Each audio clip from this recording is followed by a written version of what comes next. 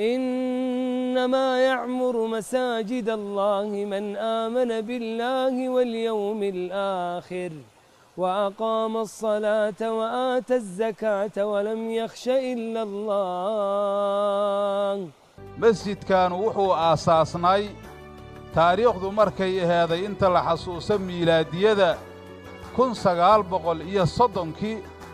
وهدي تاريخ ذا ما انت ماشي جوكتاد كقويسو أي نقونا يسو سيديتان إيا سقال سنو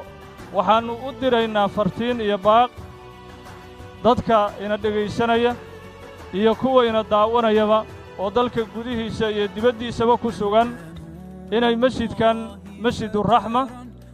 loona yaqaano magaca uu ku caanbaxaya masjidka cabdullaahi iyo cawareere in akoomadiinna aad u furtaan oo jeebabkiinna aad u furtaan oo quluubtiinna iyo wejiyadiinnaba aad u furtaan aan isku dayno inaan wax ku daranno masaajidka oo labada shardina la keeno ilaahay daraadiis iyo maal xalaala maal xaraam oo ilaahay ma aqbalo wax ku tari mayso haddii ilaahay daraas ayna wax ku tari mayso nafta ayaa la diriro yaa la dhihin masaajid baan wax ku darannay bini aadan baan nahay markasta waa u baahannahay sida culimadu sheegtay sadaqaduna waa ku barakoobaya maalku caafimaad baa lagu helayaa